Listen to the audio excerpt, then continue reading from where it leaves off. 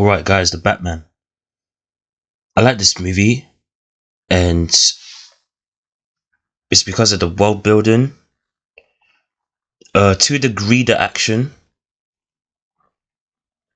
the story and the visuals. Right? Those four things that I'll talk about, and then I'll talk about characters and some flaws as well, and give my final thoughts. So one, the world building. I think about the narration, for example, the kind of things that are set up in this film. Let's talk about the narration. One, obviously that's a noir trope. Anyone who's seen detective stories, who's read detective stories, people have that kind of internal dialogue, arguably, about any event in their life, any case. But I like that it's not just a noir trope, it serves a purpose within the story itself. By the way, full spoilers. It's part of his diary entries, or journal, whatever term you want to use, about being the Batman, right? And even when it comes to his narration and his introspection and about his journey, there's an arc to the narration. It's not just there for the noir aspect of it. He starts off the movie saying something, if you guys remember, fear is a tool, right? And the famous line from the trailers, but it's also said in the early part of this movie, I'm vengeance, I am vengeance. It's about that. It's about being like a focused, violent weapon against the criminals, being like a scourge to the city, but in a constructive way in his eyes. Fast forward to the end, you have the narration. Shout out to Matt Reeves. Matt Reeves is that dude.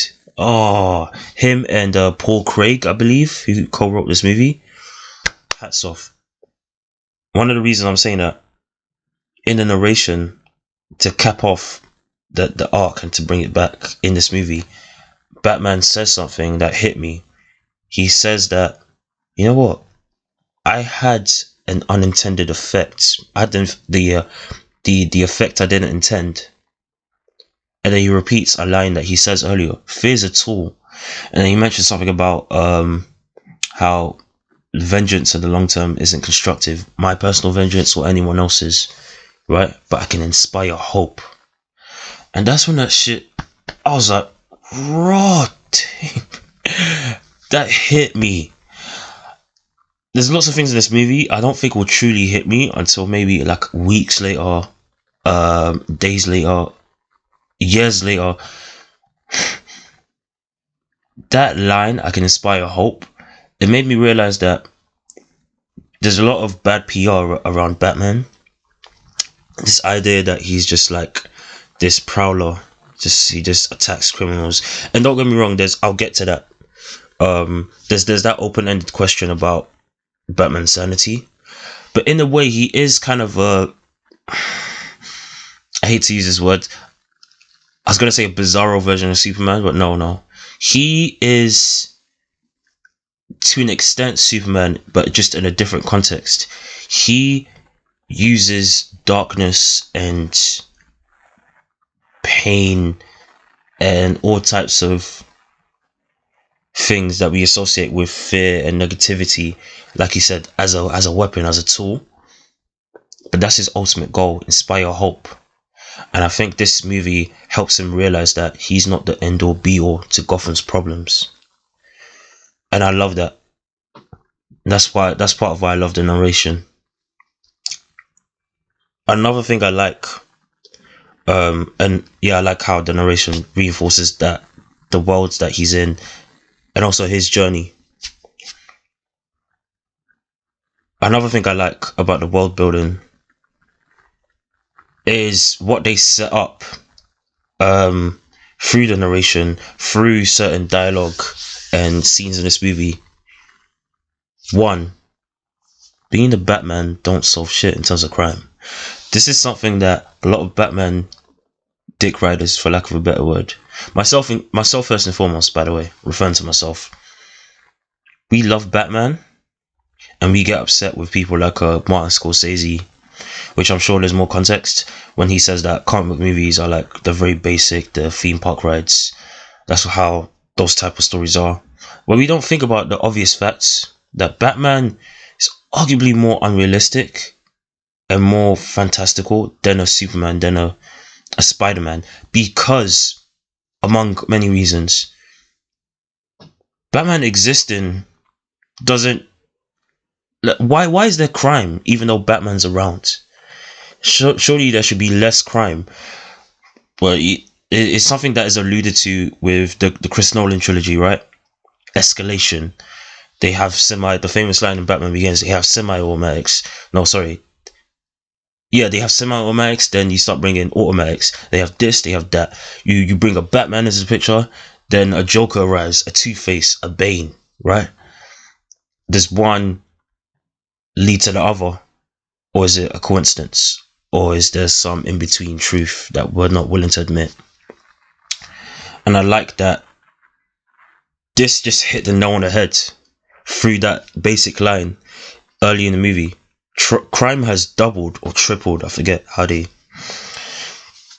puts it, and start the movie. Yeah. You know what? It starts to make sense in this movie that, and this is very noir, by the way. Shout out to Matt Reeves for putting thought into it. Just because you exist, just because you are part of this environment, doesn't mean you're the solution to it necessarily. Not definitively.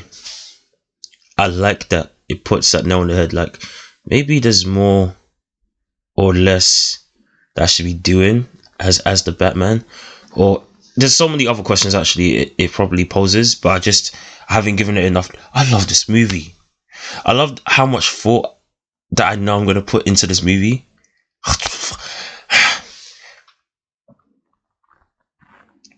Okay, yeah, like I said, I like that open-ended question. Just because you're the Batman doesn't mean crime just stops. Even in after some time, it's been 2 years since he became the Batman. Crime has doubled. I love that. I love that line. Another open-ended thing that reinforces the world for me, and I love it, and the story.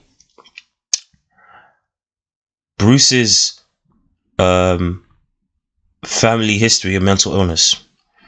Fire. I've heard some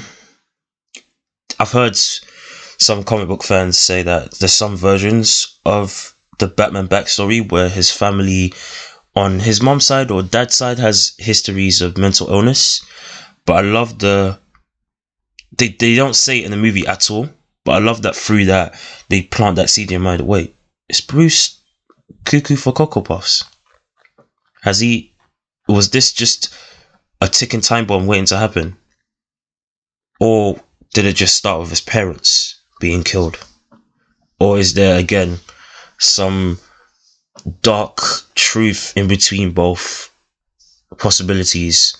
Maybe there's some other possibilities that I haven't thought of yet. And again, the fact that there's so many questions from this movie that I haven't thought of yet makes it even better. Do you see what I'm saying? I don't know how to completely articulate it yet. Mind you, I've only just watched it the other day, but I love that it poses through the mental illness aspect that question. And you can argue does this through the Riddler too, which I'll get to in later on with my character points. But yeah, this movie, I might do a 30-minute review. So much I like this movie. And then the last open-ended question that I like, that is a great part of the world building for me, is this idea that oh, sugar. Yeah. Okay, I was just looking at my notes. I just remembered. Was Bruce's parents' death an organized hit? Or did it just happen? I love that so much. Again, it reinforces that idea. My personal mission of vengeance it's not only is it not efficient, it's not healthy. Even someone as, you have to admit, a little effed up as me, just running around in a batsuit. Again, I like the open-ended question of Bruce's sanity in this film. I love the open-ended question of, was it something direct, what happened to his parents, or was it a coincidence? Does that question even matter? Is there importance to thinking about it? I think there is. But again, it makes me believe that this story is trying to pose this feeling through Bruce's mind, through the story itself, the events that happen in it, that we have to do a lot more than just help any individual, any certain individuals here and there. We have to think bigger picture, because you're not going to get rid of Gotham's problems that way, you know? There's actually a line in this movie to reinforce. It just occurred to me. There's a point in this movie where the mayor, there's something's happening and they're trying to get her out of an area. Actually, yeah, spoiler review. When the city's being flooded and they're trying to get her out of a certain area where she's announcing, her campaign after winning. And she's like, oh, Miss May, we need to get you out of here. It's like, that's everyone's problem. Everyone thinks you just need to do this or that. It's like, no, it's like, face the fact that there's a bigger picture that we need to put in work, It's so much more than just about you or me. Does that make sense? And I feel like that's the vision behind the story that I love a lot. With Batman's character, going back to like the open-ended questions of, or crime has tripled or doubled, is he just insane? Is Bruce just insane? Was his parents a hit, like a personal planned hit or coincidence? It's not just about you. Do you know what I mean? So there's a line in this movie from Catwoman where, shout out to Zoe Kravitz, where she drops a line that I'm sure triggered a lot of people. She's like, this is a town just full of privileged white certain types. And thinking about it, I speak for myself purely, but I understand what she was getting at. That this is a town that, understandable reasons, feels like it's beyond saving, and feels like there's no real hope because no one wants to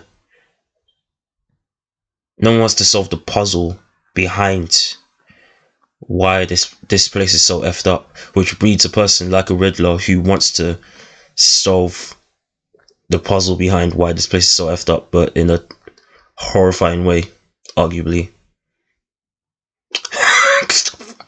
It sounded so sus. I take it back. No, you know what? Actually, let's talk about Riddler for a moment. Riddler, very Kevin Spacey Jr. Shout out to poor Dano. This is ever since Prisoners. If anyone's seen that movie, it's just creepo vibes. What I do like about his mentality, his philosophy in this film, you do feel like this is a place that is just rotten to the core. It's something that Batman brings up himself. There's a line where he goes, things are going to get worse before they get better. Things won't just happen. There's no quick fix. Just because I'm Batman and I wear a costume at night and I beat people doesn't mean things will just get fixed. The mayor, just because I'm the mayor doesn't mean things just get fixed this way or that way. Other people in this movie, even Falcone, the crime boss, he's like, you know what? Just because I do things one way doesn't mean, or just because I'm arrested, because he gets arrested in this movie, doesn't mean things are gonna suddenly improve. Arguably, they'll get worse, right? Before they get better. I like that implication throughout, and the worlds that it reinforces. The world building is just chef's kiss in this film. I've dedicated nearly 50 minutes to it. That's how much I love it. Now, I'll talk briefly about the action in this movie. I need to apologize because I'm a Christian Bale dick rider. I'm not gonna apologize for that comment, by the way. I've defended him. What I mean is, I've defended him in the past with the Chris Nolan movies and claims that he's just a brawler. When he's doing this and this and this, he's just trying to get the job done. He's not trying to be a martial artist or who cares about form and being like a Bruce Lee type. Robert Pattison is a brawler. That's what a brawler looks like. Watching this movie, he actually throws punches and actually throws elbows in this movie. And the camera, I'll get to it later on with the visuals. I noticed the camera lingers. It stays on shots when he's fighting people. It doesn't just cut straight away. Again, I love it. Yes, it's no Ben Affleck warehouse scene. That was all the way 100% martial artist Batman. Fair enough. But this is what a lot of people like myself in the past have claimed Christian Bale was trying to be, but wasn't at all. He could not fight to save his life. And I had to take that L and apologize because I defended the indefensible. And I see with Robert Pattison that his stunt team, shout out to whoever is the second unit, the stunt coordinator is the second unit team, whoever planned these fights. Clearly Matt Reeves took a lot more direction from you guys than you may know, because it didn't do the typical movie thing of cutting a bunch of times, in my opinion. I'm sure there's like martial arts experts who did not like this action. Fair enough. It felt functional. It got the job done. That's why I liked it. You know, he wasn't trying to be Ben Affleck Batman in the warehouse scene, but it felt like a good thing within the context of this world. Like, I'm just brutal. I will just thump you in your face. Do you know what I mean? And he had weapons and yeah, it was great. I liked the action. The visuals. Right. I'm a big fan of the visuals throughout this movie. The camera, I mentioned earlier, it lingers. Similar to the narration, you understand it's not just a noir thing, like I'm looking around crime scenes as Batman. You understand why he's doing it. He has certain tech, right, that he uses in his eyes, so on and so forth. It aids the story. This movie is a meal. It just gets better the more you deep it, the more you think about it. It's a nutrient meal. It's not like a sugar rush or something. Shout out to this movie, man. Again, bravo to Matt Reeves, director, writer. One thing, let me look at my notes again. One thing I like about this movie, it doesn't just linger on faces. Batman's face, Catwoman's walk, like the way she would walk sometimes would be like, it felt extra feline, like she was, it was a catwalk type of walk. I hate to say that, it's a bad pun, but you notice like there's a scene is in the trailer where she's wearing a wig and she's going through a club, and yeah, I'm just very aware of everyone's face throughout this movie. I noticed that. But one thing I do like as far as the visuals, the first 10 or 5 minutes of this movie, I'm very aware. Low-key, Batman felt like the villain in the first 10 minutes of this movie. You see him like a lot of the times. Obviously, he's not perfect. He's not a perfect Batman. He still sometimes goes in and out of his suit and dresses as a civilian, but hooded in the streets. And you see him at one point at the start of this movie, he's about to. The signal goes on, and you see people look up at the bat signal, various parts of the city, and again it lingers on their faces, and then it lingers on the shadows. They start looking at dark corners, and it just occurred to me, you know why this movie is so good? Another reason why this movie is so good: imagination. It plays a lot on your imagination. There's so many shots that are just still, and you feel like it's a monster kind of reference to a monster movie. Dark shadows, or the shot of the Batmobile when you first see it in this film. It's like everyone just staring.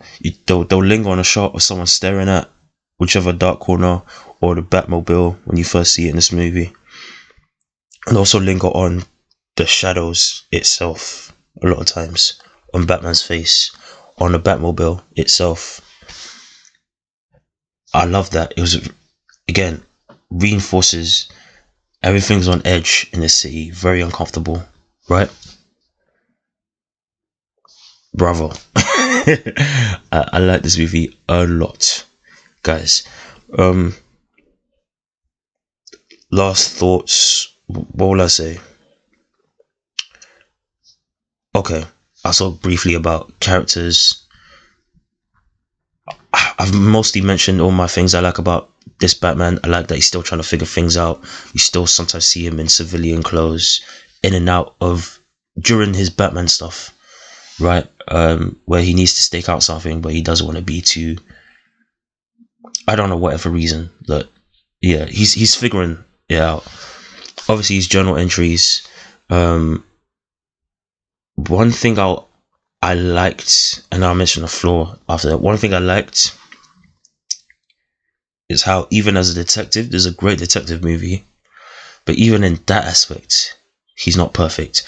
There's a great moment in this movie where it's not just a line that the Riddler says. The Riddler tells Batman, "Oh, what? I thought you figured so and so out. Oh, you're really not as smart as I thought you were." And Batman realizes, again, he doesn't say it, but he rushes back to a certain crime scene. He's like, "Oh shoot, there's something I missed." I love the funeral scene. Great. It's just staring. People staring in this movie is great to me. I know. It's hard to explain. But one flaw I had of this movie that goes to Batman's character and Catwoman's character also, and then some other people. I wish there was a bit more suspension of disbelief. Is basically a comparison to like comic art or certain looks of Batman and Catwoman and other people in this world. For example, I wish Batman just had a very similar thing to Christian Bale's cape that just glides and looks like a winged,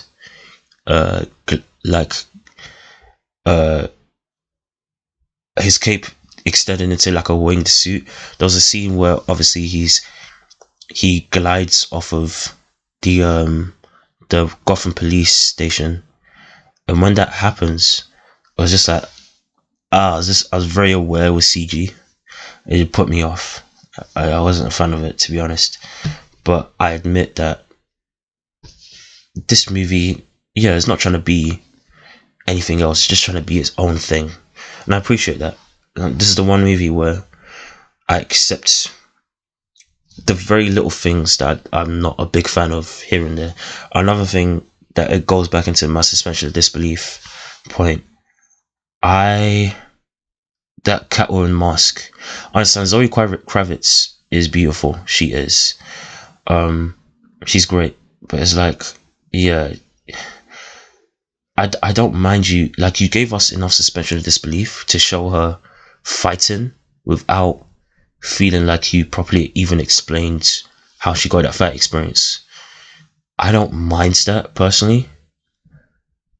but then you gave us like a mask that was like a cutout with little cat ears. That put me off. Just get her a mask, a Catwoman mask that she can use. You know, with, I don't know, it could be with goggles or whatever. Yeah, just make it cool. Yeah, do some suspension of disbelief. I wish they did in like little areas. With the Penguin, I did like Colin Farrell.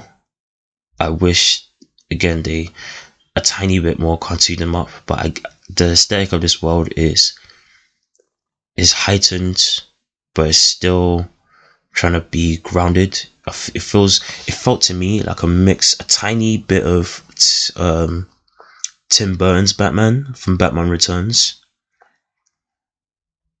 a tiny bit Chris Nolan, and then his own thing for the most part.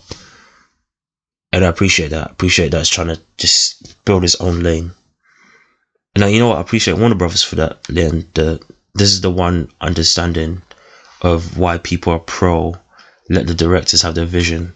This and Peacemaker and the Suicide Squad, James Gunn's Suicide Squad. I appreciate that.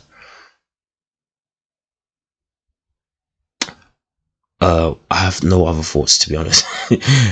Jim Gordon, I liked him. I didn't have any like strong thoughts on Jeffrey Wright. It's Jim Gordon. I just like what he did in the role.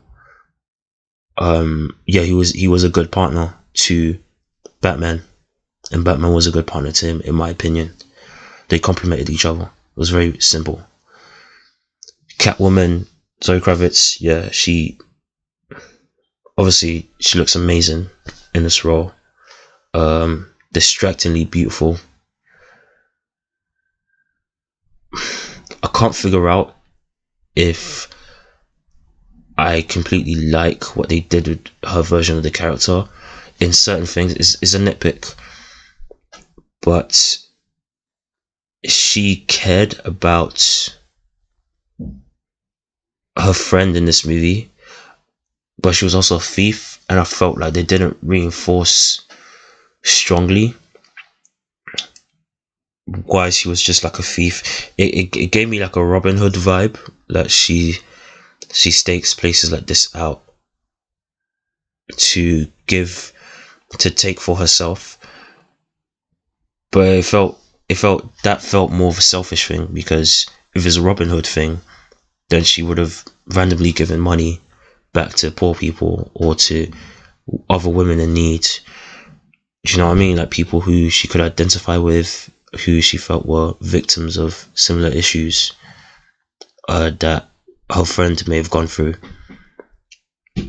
Me personally, I think it was that, and the fact that she had a connection to Falcone, and like big crime bosses. So it felt like they didn't completely know what to do with her in that sense. But for the most part, I like Zoe Kravitz in this role. That was a nitpick on my part. Final thoughts. Yeah, you know what? One last thing I'll say. Batman himself, Robert Pattison, he gave me a Dracula vibe. Obviously, Edward Cullen, he's a vampire. It's one of his famous roles, obviously. He gave me a Dracula vibe. I can't completely tell you why. It's just the way he moves. It's just so withdrawn. It feels like he's trying to resist. Like draining someone's blood. Like he's just, whenever he's in a room with other people, he just he starts staring, like turning around at people.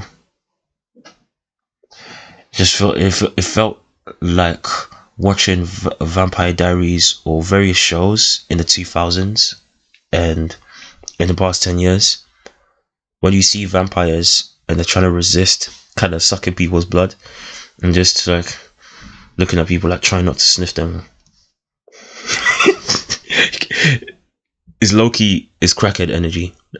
It's crackhead energy. That's what it is. I'm sorry to say that. It's true. All in all, love this movie. I think it's gonna get better and better for me. As I think about it more, I can't wait to watch this again. I might buy a DVD player just so I can buy a DVD, just so I can watch it again. Tell me your thoughts down below, guys. Did you like it? Did you not like it? Comment, share, like, subscribe for more. Just click the button down below. Don't be shy. Other than that, guys, signing off. Salute.